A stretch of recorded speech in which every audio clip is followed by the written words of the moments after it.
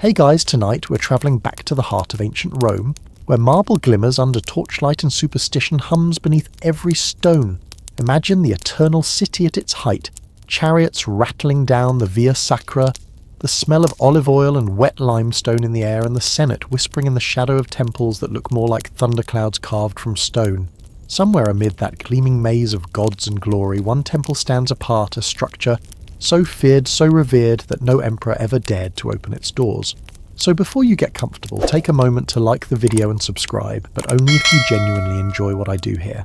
And as always, tell me where you're listening from, and what time it is where you are. I love seeing our little map of night owls grow across the world. Now find yourself a cosy seat or a soft bed, let your mind begin to unwind, and let's ease into tonight's journey together. The story begins beneath a burning Roman sky sometime in the late 1st century, before the Common Era, when the city is swollen with ambition and superstition in equal measure.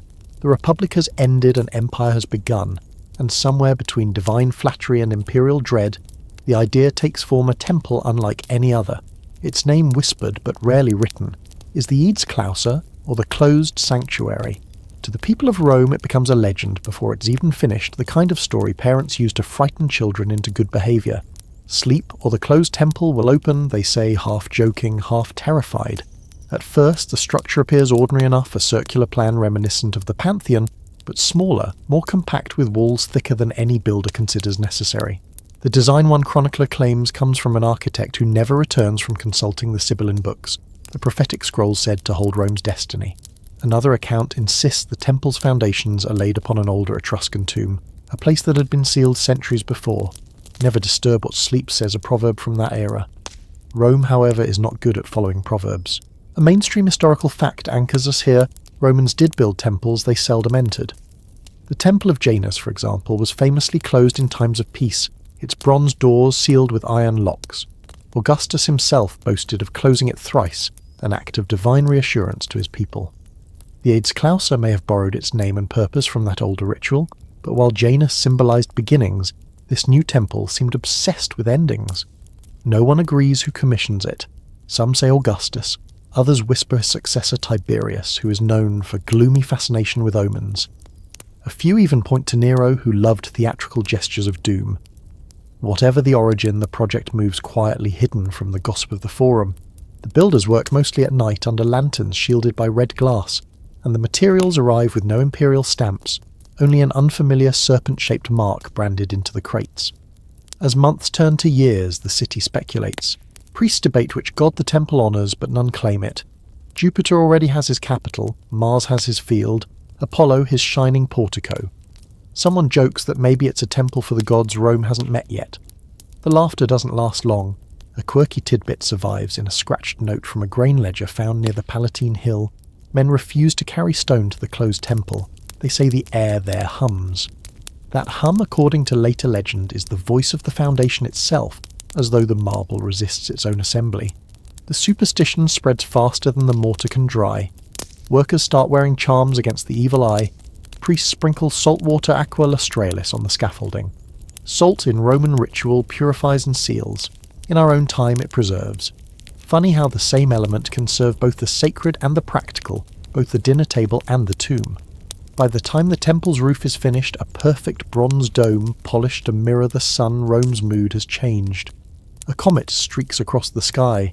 An earthquake rattles the Subura district. The Senate argues about omens while pretending to discuss tax policy. The emperor, whoever he may be in that telling, orders the site locked. Until the augurs approve, the edict reads. They never do. Centuries later, historians still can't decide whether this temple ever truly existed, or whether it was a poetic ghost, an invention of fearful minds during an anxious age. Some scholars argue that it was simply another sanctuary misremembered through centuries of storytelling. Others insist archaeological fragments from near the Aventine Hill match. Ancient descriptions and odd circular podium basalt flooring melted as if by extreme heat. Neither camp can prove the other wrong. History, after all, loves its riddles. What no one disputes is the pattern, the Roman tendency to build monuments that flirt with mystery. From the Mithraea hidden beneath taverns to the strange underground basilica of Porta Maggiore, the Empire excelled at worshipping what it couldn't quite understand, and maybe that's the key. The Aedes Clausa was not just a temple to a god, It was a temple to fear itself, to the uneasy notion that even Rome, master of the known world, might have limits it shouldn't test. Imagine standing before its sealed bronze doors on a hot summer afternoon. The air shimmers. A lizard darts across the steps. The guard's bored but uneasy glance often at the lock. You might think of the old tales that opening those doors would summon either revelation or ruin. The sun would glare against the dome, throwing your own reflection back at you. And if you listened closely, maybe you'd hear it too, the faint hum beneath the stones, like a heartbeat waiting for command.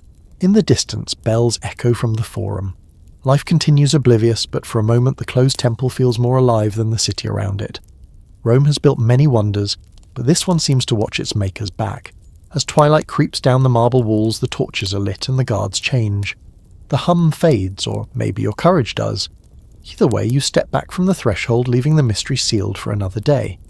And tomorrow more whispers will rise from taverns and bathhouses asking the same question. No one dares answer what sleeps behind the bronze doors of Rome's forbidden temple. By the time the temple stands complete, its creators have already begun to vanish. The master architect, a man named Marcus Severinus, disappears after the final stone is set. His apprentices insist he simply left Rome for retirement in Campania, but no estate records, no family, no tomb ever surface. The workmen whisper that the gods claimed him as payment for peering too closely into their house. Others joke uneasily that he's sealed somewhere inside the walls, entombed with his tools and blueprints, which coincidentally also vanish. The site records that survive damp fragments of papyrus from an accountant's chest list, strange deliveries, bronze sheets unfit for coinage, blocks of basalt, so dense they dull chisels and a powder for cooling the stone. Historians still can't agree on what that phrase means. Some say it refers to the Roman practice of tempering stone with water and oil to prevent cracking. Others suggest something closer to metallurgy than masonry, involving quicksilver and crushed coral. The temple, it seems, was being built not merely to last, but to resist discovery itself. The foreman men of superstition and sweat begin to scratch symbols onto the stone's marks that don't match Roman numerals or construction codes. They appear again on lintels and thresholds, always in sets of 3 a circle, a spiral and a flame. Modern archaeologists call them architectural sigils. To the Romans, though, they were charms designed perhaps to confuse whatever forces the builders believed might slip between this world and the next. A mainstream historical fact grounds this unease. Roman architects were not merely engineers, but priests of geometry. Vitruvius himself, author of De Architectura, wrote that architecture mirrors the divine order. Measurements reflected cosmic harmony, the span of a man's outstretched arms, the sweep of a temple's dome. To disturb that symmetry was to disturb nature itself, and so a design that deliberately hid its mathematics would have seemed almost sacrilegious. Yet that's precisely what the Aedes Clausa did. Its proportions obey no known ratio. Its layout is neither square nor circle, but an irregular hexagon that appears symmetrical only when viewed from above, a shape impossible to calculate accurately without tools centuries ahead of their time. Quirky tidbits trail behind the project like loose threads. A clerk records that work stopped whenever ravens circled overhead. One foreman refuses to carve at dusk because the shadows lengthened against the grain. And one night, when a thunderstorm rolled across the city, lightning struck the scaffolding. The bolts melted the bronze dome's outer ring but left the wooden scaffolds untouched. The workers fled. The next morning the damage was mysteriously repaired. No one admits to the work. The overseer signs the ledger that day with trembling ink. As years pass, the temple becomes a kind of paradox, an open secret. Its doors remain sealed, yet its presence dominates conversation. Artists sketch it from afar. Poets refer to it obliquely. The emperor's engineers, desperate to preserve its image draft detailed blueprints, every column, every arch, only for the parchments to fade overnight, as if the ink itself rejected permanence. When replacements are made, they vanish again. By the 3rd attempt, the draftsman swears the drawings reappear on his wall at home scrawled in soot. Historians debate whether this is evidence of forgery or simply another Roman tall tale. Some propose that the vanishing plans were a metaphor for lost imperial ambition. Others suspect a bureaucratic cover-up, perhaps.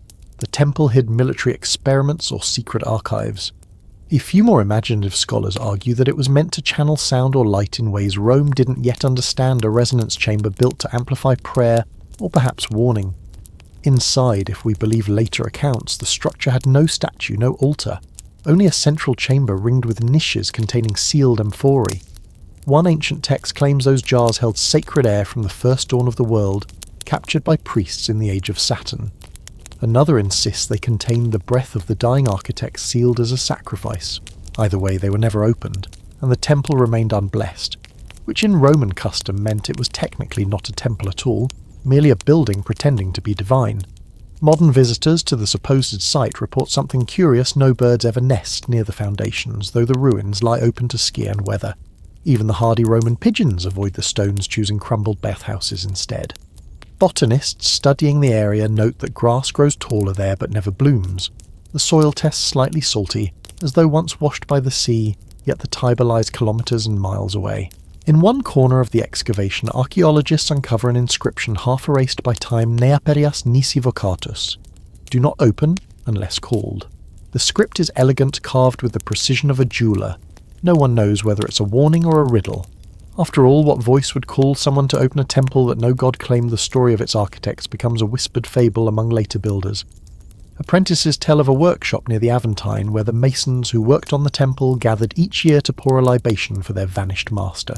They used small cups of bronze, each engraved with that same serpent sigil. After the empire's fall, the workshop burns, and among the ashes medieval monks find a single surviving relic: a bronze compass with a blackened needle that always points not north, but toward the ruins of the temple. The compass now rests in a museum drawer somewhere in Rome, its provenance uncertain, its magnetism inexplicable. But each generation of researchers tests it, and every test returns the same anomaly. It aligns not with Earth's field, but with something deeper, as if responding to buried metal, or as one physicist phrased it, a resonance locked in stone. Historians shrug, scientists frown, and storytellers smile quietly, because sometimes mystery itself is the artifact. When night falls over the ruins, the marble gleams faintly, reflecting starlight, as though remembering fire. A breeze moves through the cracks, humming just enough to make anyone nearby glance over their shoulder. The Romans might have called it the sigh of Vulcan. We might call it pressure differential.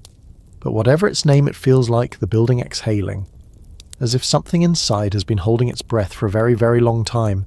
And the strangest thing, that same hum, low, steady, almost musical, was once reported in the baths half a city away, echoing faintly through the pipes, synchronized to no known source.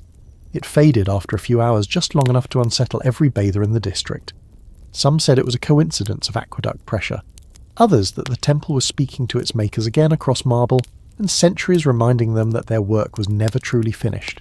The sound fades, the night deepens, and the closed temple remains silent once more, or perhaps simply waiting for someone willing to listen. By the time Rome's marble dust settles over the new century, whispers of the closed temple have already reached imperial ears. The emperor, whether Augustus in his twilight years or Tiberius retreating to his island fortress, summons the temple's remaining priest to the palace. He wants answers. Who was this temple truly built for? And why does its silence trouble the augurs so much? The priests bow low, their wax tablets trembling, but none dare speak the god's name. Because one finally murmurs it was never meant to be spoken, only feared. The emperor laughs, though not kindly. Rome bows to no god it cannot name. And yet late that same night his servants hear him pacing the mosaic floors until dawn, muttering fragments of prophecy. From this point forward, the temple becomes an obsession, a wound in the empire's pride. The emperor dispatches philosophers, haruspites, even mathematicians to study its dimensions. One returns white-haired, another blind, and one simply vanishes between the Palatine and the Aventine hills. The reports he receives contradict each other so violently that they begin to sound like satire. The floor breathes, writes one scholar. The dome sings, when the moon rises, claims another. The god within is neither Roman nor Greek, says a third, but older. The emperor burns their scrolls and orders silence. Still the unease spreads. Each ruler who inherits the empire also inherits the riddle of the unopened temple, and each handles it differently. One surrounds it with guards, another covers it in ivy to hide it from view. A later emperor, Caligula, perhaps jokes that he'll open it during his next party, until lightning strikes the Palatine that same evening. Even Nero, who loves a theatrical gesture, refuses to approach it, claiming that some stages are meant only for gods. The mainstream historical fact tucked inside these tales is this: Roman religion and politics were inseparable. Every omen, every eclipse, every thunderclap carried political weight. When Tiberius refused to expand the cult of Isis after lightning struck her temple, it wasn't superstition, it was strategy. A frightened populace was easier to control than a curious one. The Aedes Clausa therefore wasn't just a temple. It was a pressure valve for imperial fear, a mystery deliberately preserved to remind the people that even emperors bowed to forces beyond marble and law. But a quirky tidbit slips through the imperial archives, a single wax seal found on a letter centuries later stamped with the familiar serpent devouring its tail. The letter addressed to a provincial governor instructs send no men near the closed temple until the third winter's moon. The god stirs when the stars align and the emperor's dreams grow loud. Dreams, yes, because according to court gossip, the emperor begins to see visions. He wakes screaming of a sea burning under a bronze sky. He orders his astrologers to chart the stars anew, certain that the heavens are rearranging themselves. One slave, trying to soothe him, reads a passage from the Sibylline books about a temple of silence whose god would rise when Rome lost its voice. The emperor strikes the scroll from his hand. Destroy it, he commands. No one must hear that prophecy again. Historians remain split on whether these dream records were real, or the invention of later chroniclers seeking drama. Some argue that imperial paranoia simply mirrored the political chaos of the era. Others, more imaginative, suggest that Rome's rulers truly felt watched, that the sealed temple exerted an influence, a kind of architectural hypnosis. Meanwhile, beneath the political theatre, ordinary Romans continue to speculate. Tavern keepers swear that the temple glows faintly at night as if a hidden furnace burns within. Fishermen on the Tiber claim that when fog rolls in, it takes the shape of the temple's dome, floating briefly before dissolving. Children dare one another to touch the locked bronze doors and listen.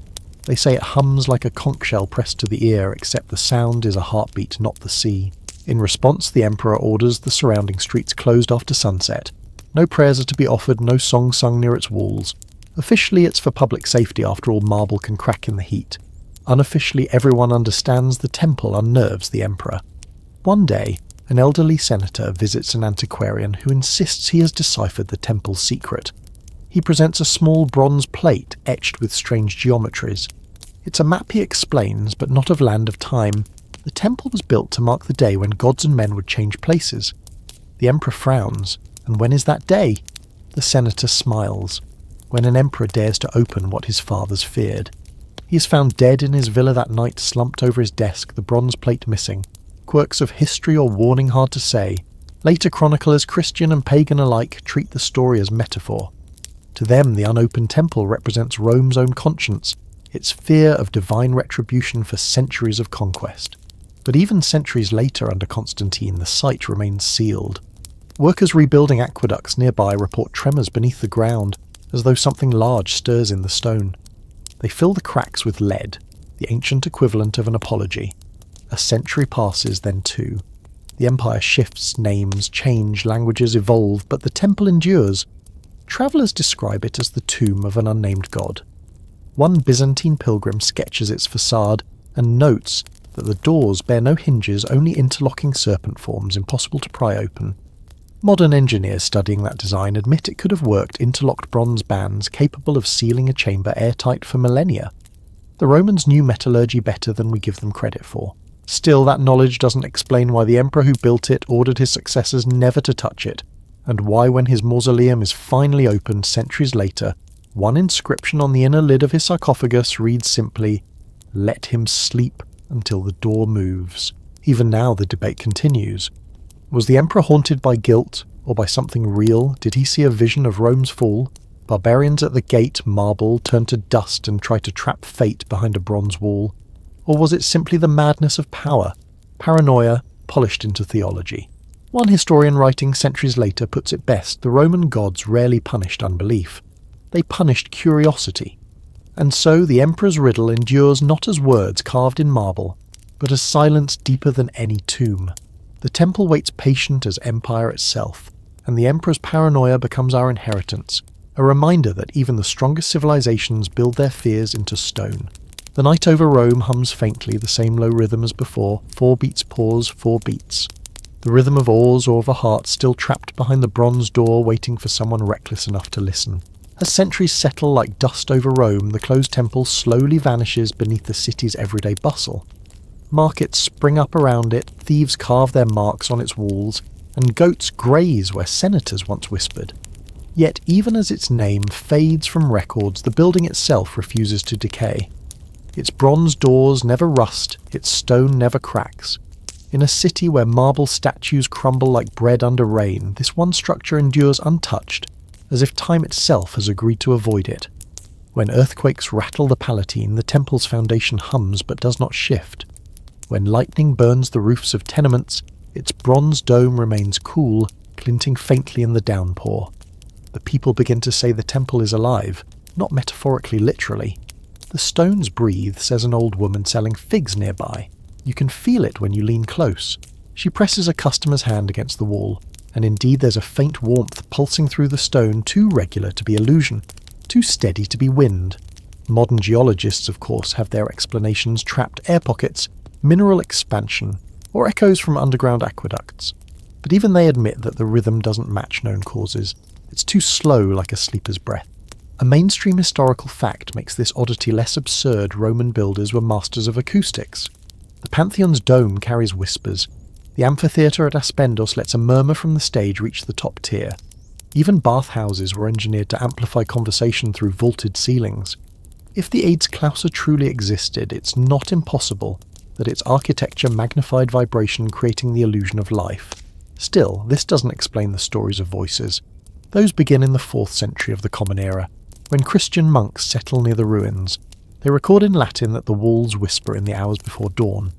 A deacon named Faustinus claims he heard chanting words, not in Greek or Latin, but a language smooth as water. He describes it as a sound that seems to come from inside his skull rather than his ears. The abbot orders the temple sealed once more, this time with a cross engraved on the door. "No pagan gods shall speak here again," he declares. The quirky tidbit that cross-carved crudely by a trembling novice remains visible even in modern photos of the site, though centuries of rain have erased almost everything else. Curators call it the Cross of Silence. Its grooves are deep enough to suggest someone carved with furious strength, too much for one hand. Some historians think several monks worked together. Others believe the carver panicked mid-act and pressed harder, as if trying to cut through stone itself. Not long after, the monastery above the site collapses in a landslide. Survivors claim the ground sighed before it gave way. No relics are retrieved. Only the door of the temple survives, half buried yet still sealed. The monks take it as divine warning and abandon the area. The temple sleeps again beneath layers of earth and rumour. Centuries drift by. Empires rise and rot. The aqueducts dry, the forum fills with weeds. By the time Renaissance scholars rediscover the site, the world has changed. Latin is a dead tongue, and faith wears a different face. Yet when builders clearing ground for a villa stumble upon the bronze dome, still unbroken, still gleaming like old honey, they fall silent. One worker says he hears something faint, a sound like fabric rustling in the dark. His foreman laughs, then stops laughing when the echo repeats itself from behind the wall. The owner of the property, a Florentine collector named Matteo de Rossi, demands the structure be excavated. It is an ancient bathhouse. He insists, though, his letters to the Pope betray uncertainty. "The walls sing," he writes, "and my workmen complain their dreams are not their own." Historians still dispute whether these letters are authentic. Some argue they were Renaissance forgeries meant to sell relics. Others point out that the wax seals bear imperial insignia, long thought extinct, suggesting Matteo truly found something ancient. Regardless, the excavation halts after an accident. 3 men die when a slab falls inward, not outward, as though the temple swallowed them. Forensic analyses centuries later show the slab fractured from inside, as if pressure had built behind it. Archaeologists call it coincidence, earthquakes, gas pockets time. But the locals revive an older explanation. The temple breathes out when disturbed.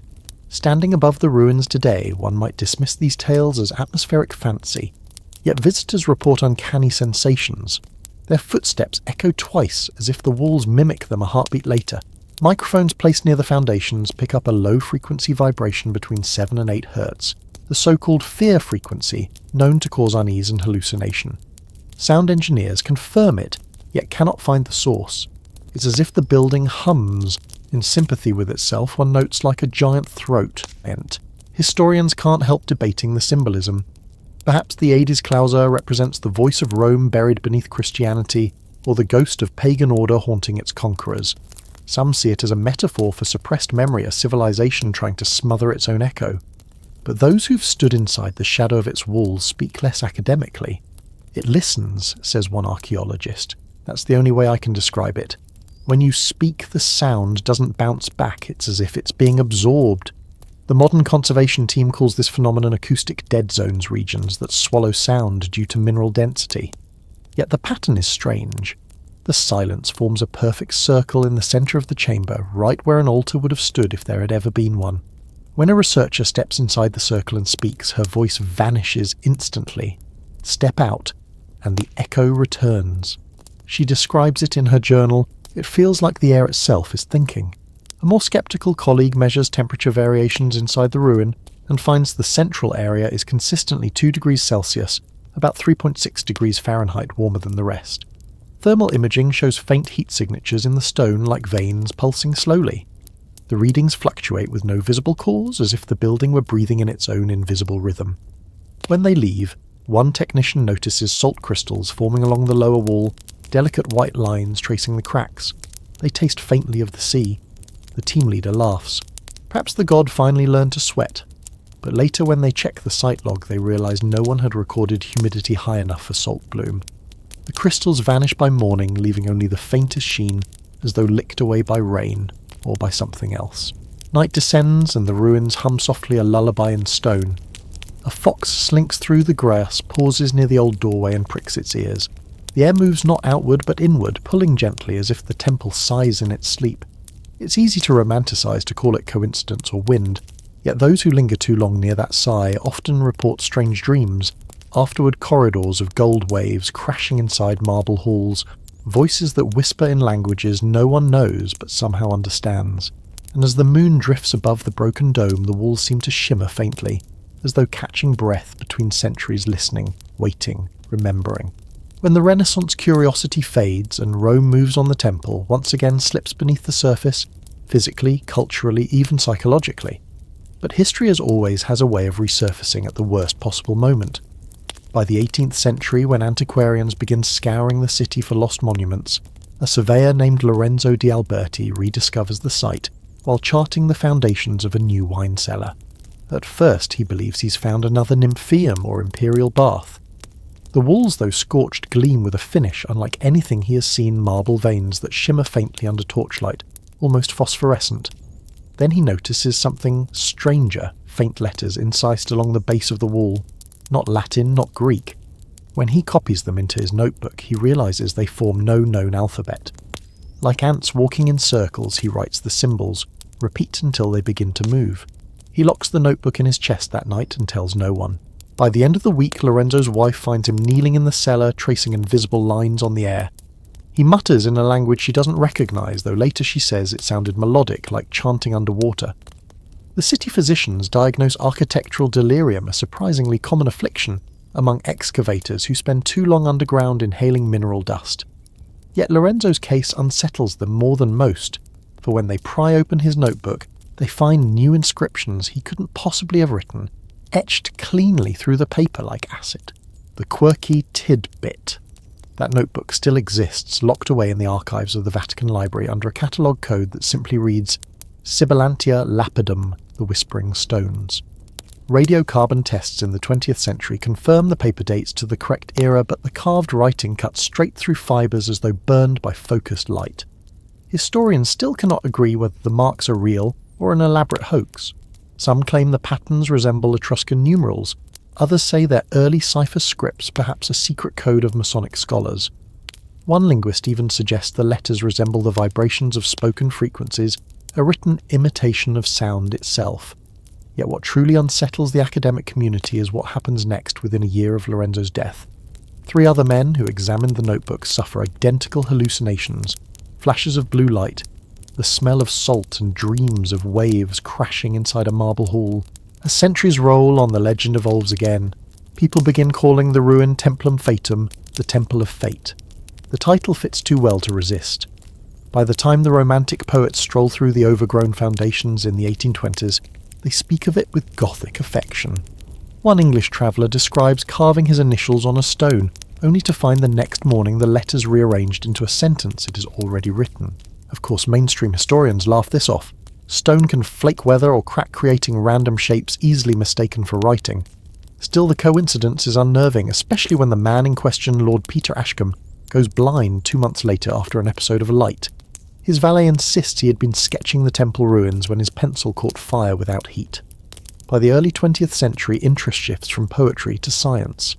Archaeologists from the University of Rome conduct systematic digs and discover that beneath the marble facade lies an inner wall of an unknown material, dense, dark, faintly magnetic. The instruments flicker when brought close. A geophysicist on the team records small electrical surges every few minutes like a sleeping creature twitching. One day, while cleaning soot from the inner chamber, a student uncovers what appears to be an inscription hidden beneath centuries of residue. They call for lights, brushes, cameras. The letters are deep, deliberate, and chillingly clear: Vocem expecto inventis. I await the voice in the winds. The inscription sparks a frenzy. Newspapers call it a prophecy. Priests call it blasphemy. Tourists flock to see the talking wall. When the Vatican intervenes, sealing the chamber again, conspiracy theories multiply like ivy. Was the temple truly a pagan sanctuary or a prison built to contain something dangerous? A mainstream historical fact, Romans did indeed carve warnings on temples. Inscriptions like, "No mortal may enter," or "Here sleeps the god." But those warnings were symbolic, ritualistic, not literal threats. Still, the Aedes Clausa defies typical pattern. Its every line implies expectation, as if the structure itself is waiting for an event rather than commemorating one. The discovery reignites imperial-era texts. Scholars re-examine a passage by the historian Cassius Dio describing an edict of silence issued by an unnamed emperor. He who opens the house of the breathless god will find Rome speaking backward. No one knows what that means, but it sounds uncomfortably close to what's carved on the wall. The frenzy deepens when local priests begin reporting dreams. One confides that he saw marble turning to water, and voices rising from beneath the city chanting in the same cadence as oar strokes. 4 beats. Pause. 4 beats. The Vatican quietly transfers him to a rural parish, though his replacement soon complains of identical nightmares. The quirky side note among the debris catalogued during that period is a fragment of sculpture showing a human face with sealed lips, no mouth, only smooth stone where it should be. For decades it sits mislabeled as damaged votive head, until X-ray imaging in the 1980s reveals faint symbols carved inside the skull cavity, tiny spirals and circles, like those found on early sections of the temple. Historians debate their meaning. One theory claims the carvings represent early attempts at sound recording, etched resonance lines, much like grooves on a phonograph centuries before their invention. Another theory, darker, suggests they were meant to contain sound of physical silence trapped in stone. And then there are the stories of the dig team itself. Over the months following the discovery, several members suffer breakdowns. One becomes convinced the walls whisper his name at night. Another insists the marble shifts when unobserved. The lead archaeologist finally resigns, muttering that Rome built this to forget something, and we just reminded it. Modern psychology might call this shared hysteria amplified by subterranean claustrophobia. Yet when a new team later reviews the recordings made during the excavation, they find an anomaly: faint audio interference at frequencies corresponding exactly to human breath, slow rhythmic identical across all tapes. Could it be air movement, wind through cracks, seismic vibration? Certainly. But the recordings occur even during total stillness when instruments detect no airflow. The pattern continues regardless of ambient conditions, like someone or something matching the researchers' own breathing from inside the walls. Historians still argue whether this phenomenon is mechanical, atmospheric, or metaphysical. Perhaps the temple simply reflects our own obsessions, writes one scholar. We whisper to it, and it whispers back an echo of our need for mystery. Others are less poetic. If it breathes, says an architect studying its ventilation design, then someone designed it too. Today, the inscription Vocem expecto inventis remains carved and visible beneath protective glass. Tourists lean close, their reflections merging with the marble.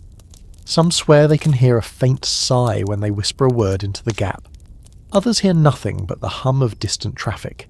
Yet once a year, on the anniversary of Lorenzo d'Alberti's death, a small gust of wind curls through the ruins, carrying with it a dry, salt-sweet scent like mead left too long in the sun. The guards shrug the scientist record, and the temple continues to wait. Because whether one believes in gods or geology, there's one truth no one denies: some stones remember more than they should. And in Rome, memory is just another form of madness. Centuries turn. Rome shrinks into a museum of itself, its gods exiled to guidebooks, its emperors replaced by popes, its temples smothered under churches. Yet somehow the site of the Aedes Clausa, now barely a sunken courtyard off a forgotten alley near the Aventine, remains inexplicably guarded. Not by soldiers or clergy, but by a quiet line of men whose names never appear on any payroll, whose duties are never explained. They wear no uniform, yet their presence feels deliberate, one near the gates at dawn, one by the shadows at dusk. Tourists assume they're caretakers or security. Locals call them I Custodi del Respiro, the Guardians of the Breath. No one remembers when the name began. But there are stories always the same of watchers who have stood by that ruin since the fall of the empire, their task passed from father to son, oath to oath. The mainstream historical fact offers a rational route in the Middle Ages. Rome's ruins were indeed adopted by certain guilds or confraternities for protection. The marble of the Colosseum became property of the Frangipani family. Pagan shrines were guarded by Christian orders who claimed divine rights over ancient stones. It was practical stewardship disguised as sanctity. But in this case, the guardians seem to have outlasted every guild and every church record. Even now, each generation of local residents can name at least one of them a stonemason, who refuses other work a night watchman, who prays before every thunderstorm a janitor, who never allows pigeons to roost on the site. Their faces change, but not their habits. Always the same posture, silent, watchful, patient. The quirky tidbit buried in Vatican gossip claims these men report directly to a secret archive under San Giovanni known only by its codename Domus Aurea Secunda. Supposedly they file monthly reports written not in Italian or Latin but in a cipher derived from ancient Greek numerals. Weather-stable hum audible no incidents. Those reports, if they exist, have never been shown publicly, but one scholar insists he saw one line during a misplaced audit. The stone sighs at dusk. No breach detected. During the 19th century, an English archaeologist named Howard Corbett becomes obsessed with the Guardians. He sketches them from afar, convinced they're descendants of some forgotten Roman cult. Their eyes, he writes, carry the patience of statues, and their silence is heavier than stone. He attempts to approach one, an old man sweeping snow from the marble steps, and asks directly, "Why do you guard this place?" The man looks up slowly and answers in Latin, "Quia adux spirat," because it still breathes. Then he turns and walks away. Corbett later writes in his diary that he returned the following day only to find the man gone. Locals tell him the custodian died years earlier. His sketches from that week show the same face drawn over and over, lined, watchful, oddly familiar, as if copied from a Roman statue. Historians debate the authenticity of those sketches, yet they align eerily with a bust found nearby. A 2nd century depiction of a temple warden features nearly identical. Coincidence, perhaps? Or a family resemblance stretching across impossible time. By the 20th century, the Guardians adapt. They blend into modern bureaucracy, reappearing as state maintenance officers, archivists, even custodians of nearby museums. One photograph from 1938 shows 3 men in overcoats standing at the temple site, while Mussolini's engineers survey Rome's ruins. Their faces are expressionless eyes fixed on the sealed entrance behind them. None appear in any official roster. When war breaks out, bombs fall across the city, but not a single shell lands on that block. Locals call it luck. The Guardians call it obedience. After the war, American engineers helped restore parts of the Aventine, and one technician working late claims he saw figures moving around the site long after curfew 6 or 7 silhouettes, walking in a circle, each holding a lantern. He approaches thinking they're surveyors, but they vanish the moment his flashlight beam hits the wall. The ground beneath him vibrates faintly, and he hears a whisper, not from behind but below. He resigns the next day. A mainstream record in the Italian Cultural Ministry from the 1960s confirms that funding was allocated to an unlisted custodial program for acoustic preservation of subterranean relics. No names, no salaries, just a line item renewed every decade. The last renewal, quietly approved in 2018, still reads active. Some historians argue the Guardians serve as symbolic continuity keepers of an unsolved legend, ensuring that mystery survives. Others think they're merely descendants of the workers who once lived nearby, their devotion fossilized into habit. But a few researchers studying security footage from recent years notice peculiarities. Every night between midnight and 1:00 a.m., the same pattern repeats. One man, or sometimes a woman in identical grey clothing, walks to the edge of the ruin, stands perfectly still for 4 minutes, and places a palm against the old stone. Then slowly they bow their head, whisper something inaudible and leave. The microphones pick up nothing but a faint low vibration that continues for exactly the same duration. 4 beats, pause 4 beats. The quirky rumour circulating among archaeology students is that the Guardians can hear something through the stone, a voice too deep for instruments to record. Some claim they learn to mimic it, humming softly until their breath syncs with the building's pulse. When questioned, the oldest among them simply smile and say, "It listens better when we keep it company." A retired police officer recalls arresting one of the Guardians for trespassing during a city renovation. The man offered no resistance, only asked to touch the wall once before being led away. The officer allowed it. When his hand touched the stone, he recalls the air seemed to move, not wind but pressure, like a sigh. And when he looked back at me, his eyes were full of tears. The man died in his cell that night, no cause recorded. Historians has always split the story between folklore and fact. But a sealed Vatican memorandum from 1972, later leaked by an anonymous archivist, contains one haunting line: "Custodes confirm containment stable. No auditory escalation since last lunar alignment." The language is bureaucratic, but the implication is not. Whatever the Guardians watch for, they expect it to move. Modern tourists still see them, sometimes a man sweeping near sunset, a woman feeding ravens by the gate. They don't speak, don't smile. But if you linger, you'll notice their breathing slows, in rhythm with the faint hum underfoot. 4 beats, pause 4 beats. Some say they're there to prevent anyone from entering. Others think their true task is the opposite, to make sure whatever sleeps inside the temple never forgets the sound of human breath, a bridge between silence and life.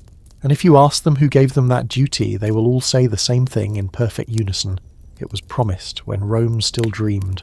For all the centuries the Guardians keep their quiet vigil, Rome still attracts those who cannot resist touching what should be left alone.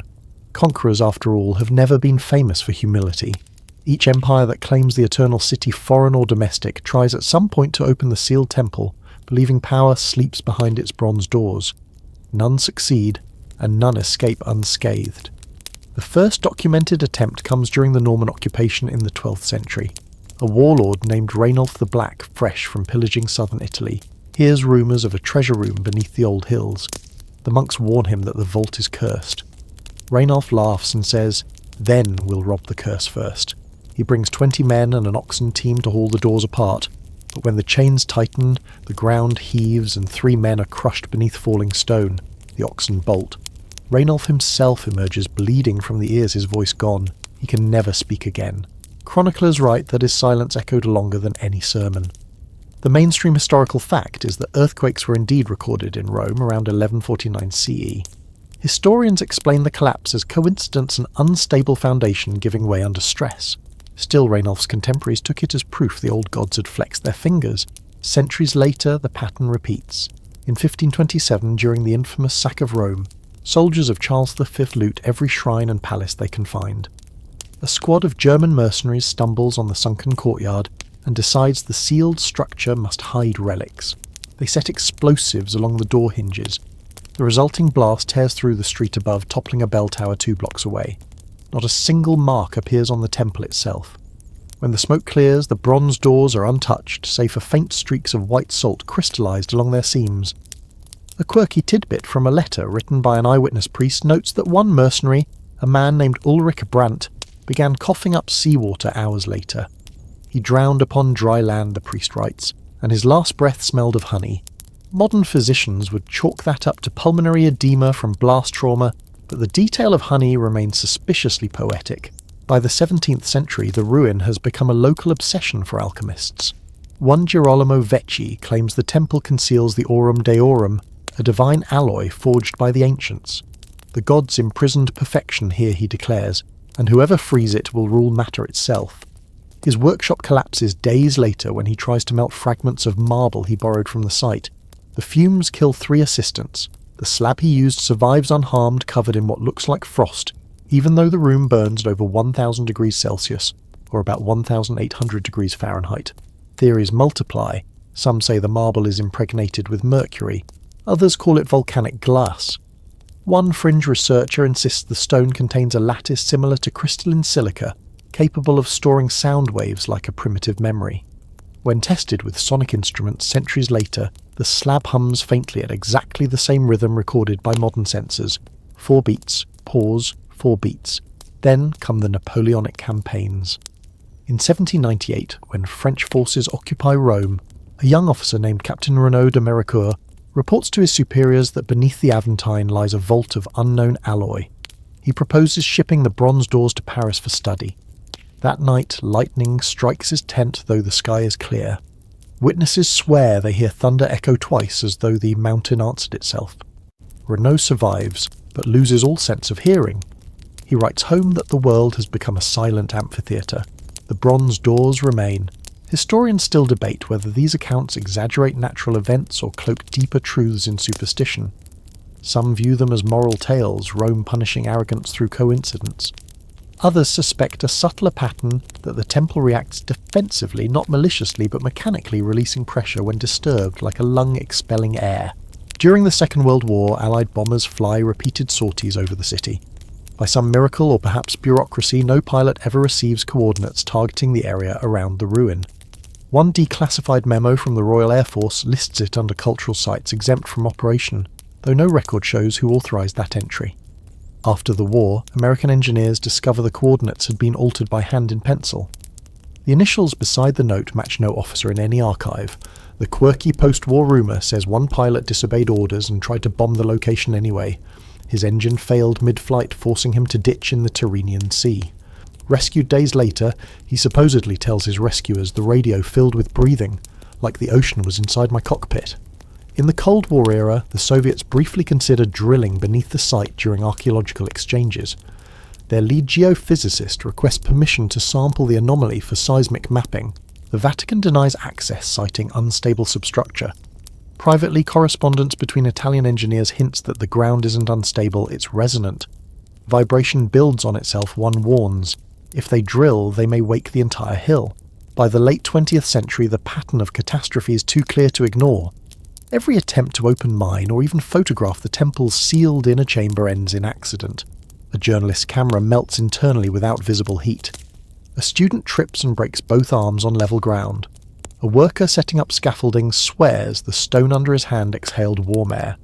None of these prove anything, yet collectively they form the kind of evidence history loves most: impossible to verify, impossible to dismiss. Modern historians try to tame the legend with rational language. The curse, they say, is a feedback loop of myth and fear. Still, no one volunteers to test it. When a group of digital archaeologists offers to scan the chamber using ground-penetrating radar, the Guardians appear again, 3 men in grey standing silently at the gate. They do not speak, do not threaten, merely wait. After several minutes, the research team packs up and leaves without explanation.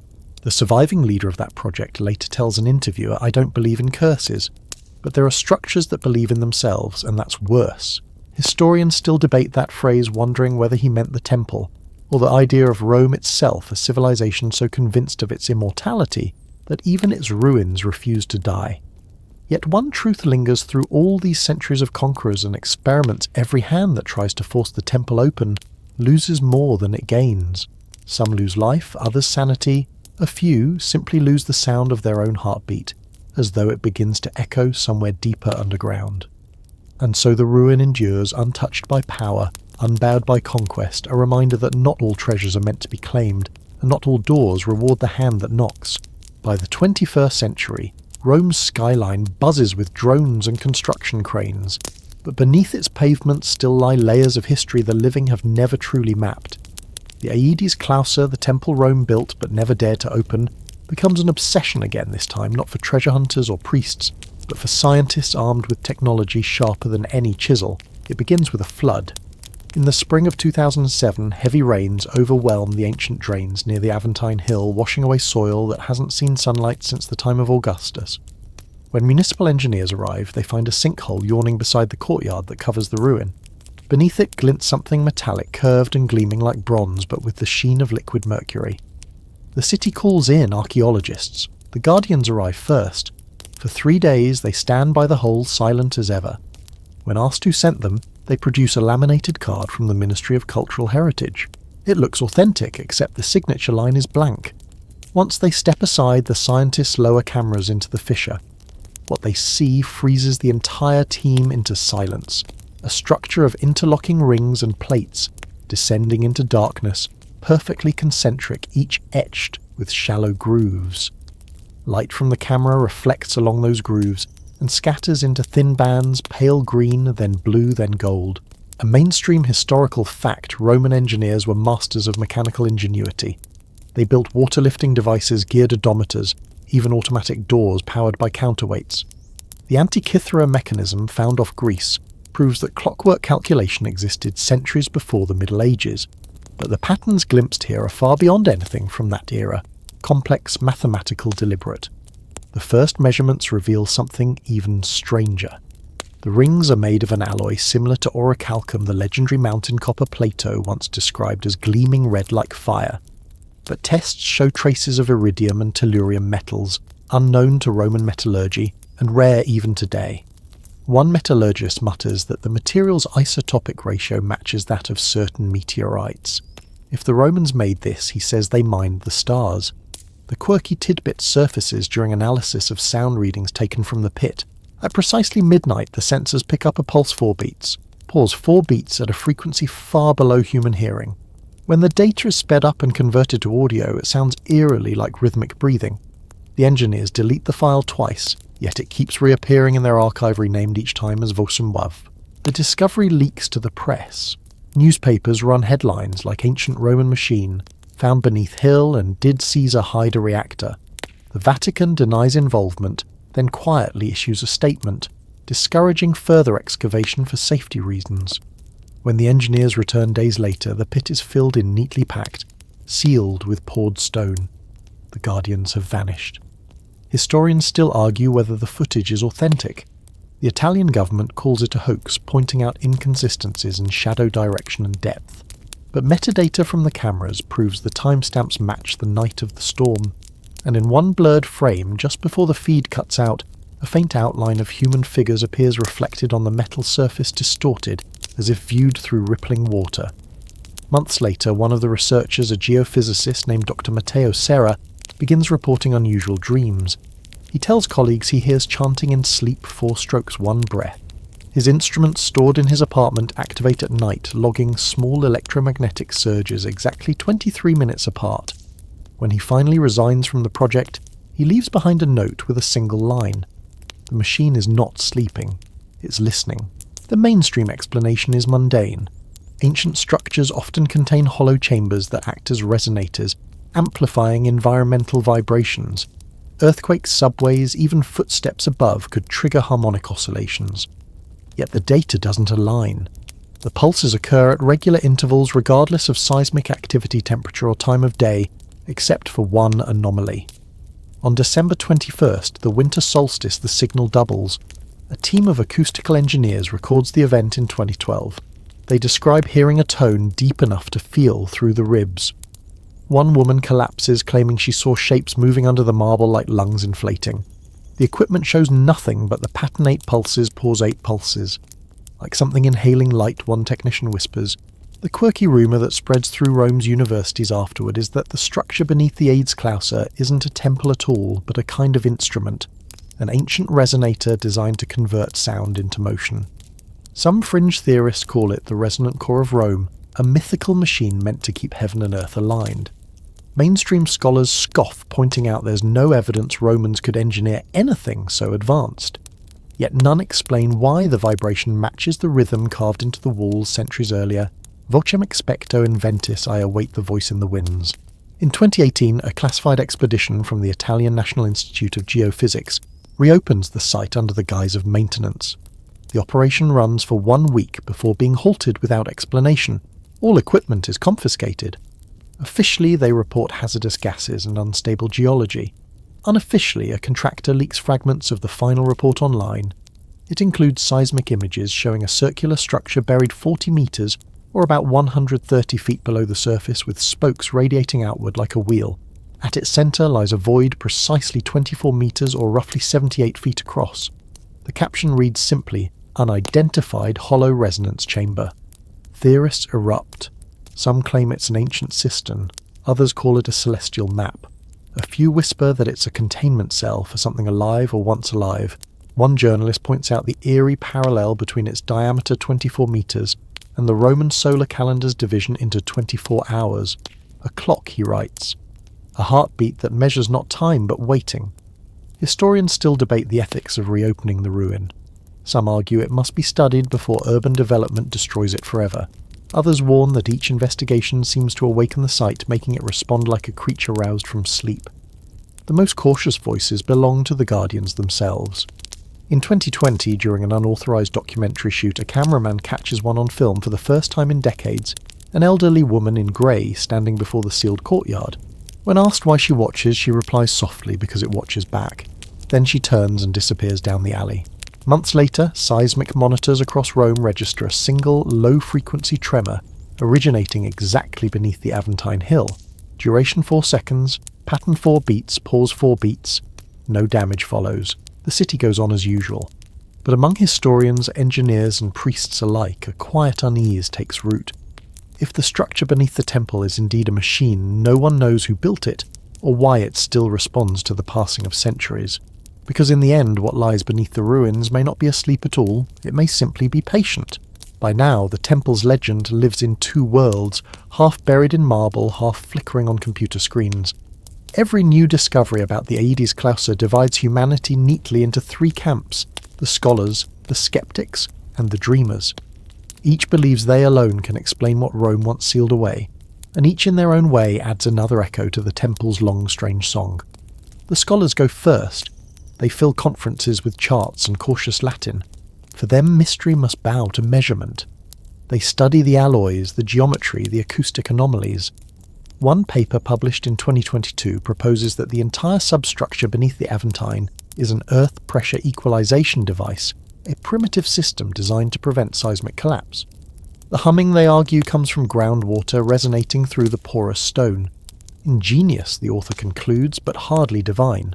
Their mainstream historical fact is undeniable. Ancient Roman builders were extraordinary geotechnical engineers. They invented concrete that sets underwater aqueducts that still function after 2,000 years, and domes that defy collapse. The Pantheon's oculus aligns perfectly with the sun, and the Cloaca Maxima still drains the city. If anyone could build a self-regulating subterranean structure, it would be them. Yet their math fails to account for certain details, such as why the supposed drainage system produces rhythmic vibrations timed to astronomical events, or why isotopic analysis of the temple's bronze reveals trace signatures of elements not native to Earth's crust. The scholars respond with silence or with academic diplomacy, further research required. In other words, we don't know, but we'll keep pretending we almost do. Then come the skeptics. They write columns with titles like Ancient Reactor, more like Ancient Hype. They compare the humming frequencies to subway vibrations, dismiss the Guardians as eccentric caretakers, and call the whole story Rome's version of the Bermuda Triangle. To them, the temple is just another human Rorschach people see meaning because they want to. One famous skeptic, Dr. Elisa Conti, makes a documentary called The Temple That Never Was. She interviews historians, priests and engineers. Halfway through filming, she visits the site at dusk. On camera, she jokes, "If this place hums, it's just traffic from the Tiber." Then her audio recorder picks up something, a faint rhythmic pulse matching a human heartbeat. She laughs it off, blaming feedback. But in the final cut, viewers notice her smile fade. Her eyes flicker toward the sealed courtyard. When asked later if she ever returned, she says once, only to make sure it was still closed. The quirky tidbit appears in an online forum frequented by Italian archivists. A user claiming to be a Vatican conservator posts a grainy photo showing the entrance of the Aedes Clausa surrounded by small, freshly carved symbols, geometric spirals like the pattern of sound waves frozen in stone. The caption reads, "The new generation has started listening again. The post vanishes within hours. And finally there are the dreamers, the ones who don't need evidence, because they already believe." To them, the temple is not an engineering marvel or a superstition, but a message.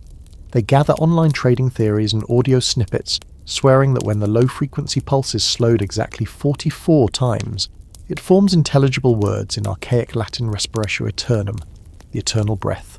They call themselves Societas Vocis, the Society of the Voice. Their meetings begin with a toast of honeyed wine and end with a chant imitating the recorded rhythm 4 beats, pause 4 beats.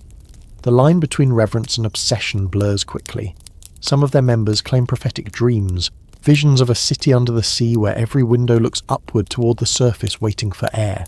Historians dismiss the group as harmless mystics, but occasionally one of them vanishes. In 2024, a linguist named Paolo Neri posts a long thread proposing that the hum beneath the Aventine is not mechanical at all, but phonetic, an ancient language loop encoded into the stone itself. He writes, "The Romans believed the gods spoke through vibration.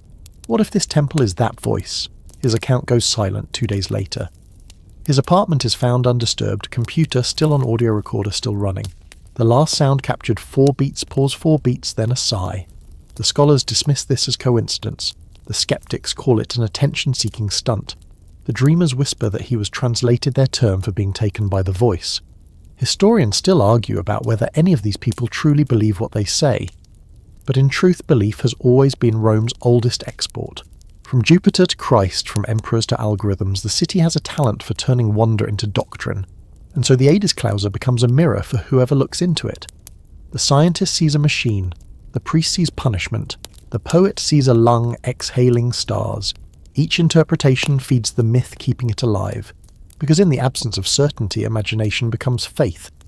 One mainstream anthropological study of urban legends notes that ancient sites often act as acoustic anchors for collective fear, a way for societies to localize anxiety in something tangible.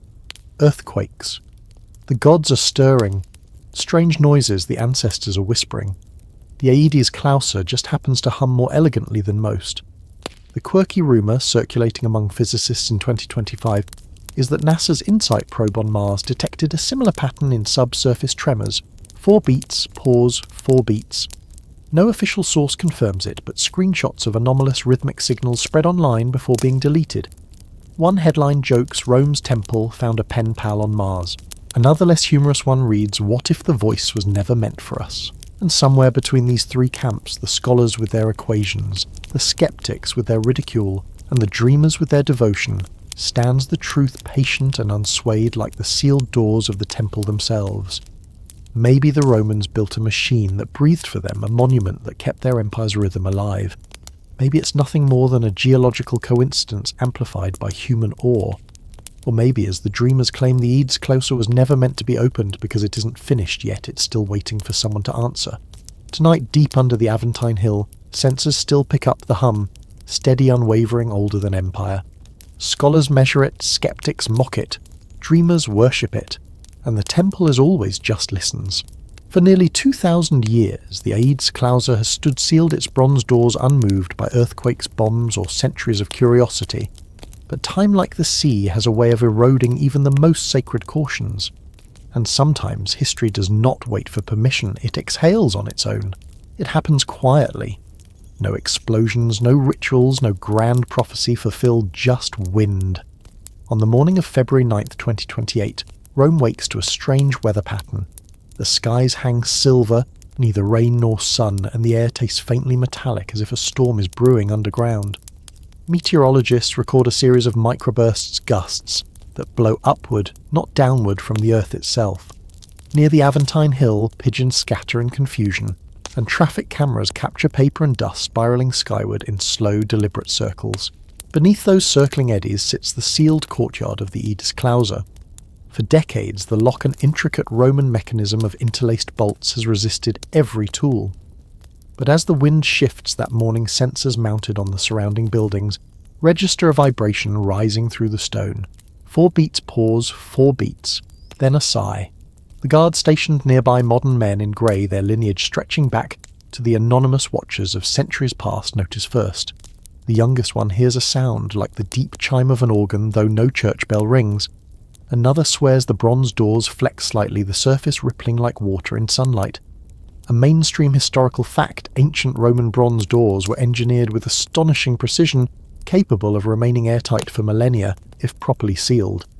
The Pantheon's doors, for example, still swing on their original hinges, yet no known alloy should breathe. By noon, word spreads that the temple moved. News outlets swarm the site. Officials deny it, claiming a tremor caused an optical illusion. But on the live feed of a nearby tourist's phone, the doors can be seen vibrating just enough to catch the light. Dust rises in 2 long streams curling like vapour from nostrils. The quirky tidbit surfaces from a maintenance worker's account later that day. He reports feeling a static charge in the air so strong his hair stood on end, followed by the unmistakable scent of salt and honey. It smelled like the sea, he says, and something sweet burning. At precisely 14:44, local time seismographs across the city detect a pulse originating beneath the Aventine stronger than any before. Buildings tremble, lights flicker, birds swarm upward, and then for the first time since the late Empire, the doors of the Aedes Clausa emit a sound. Not the grinding of metal, not the groan of stone, but a low tone, pure, resonant, almost musical. Witnesses describe it as a note made of wind. Historians still debate whether the event was seismic sonic or supernatural. Footage shows dust cascading from the seams like golden mist. Thermal cameras record no heat, yet the ground warms by 2 degrees Celsius or roughly 3.5 degrees Fahrenheit. The vibration lasts exactly 88 seconds, twice the usual pattern. Then silence. When the dust settles, the doors remain shut, but something has changed. The central seam, once perfectly flush, now shows a gap no wider than a coin.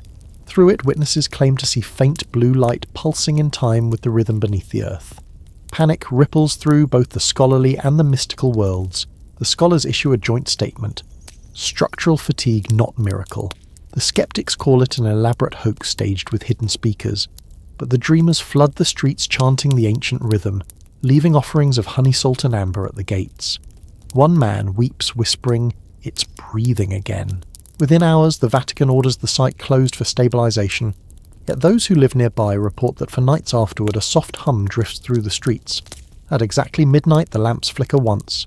Dogs refuse to pass the courtyard, and every breeze that touches the hill seems to flow inward, not outward, as if the air itself is being drawn into the earth.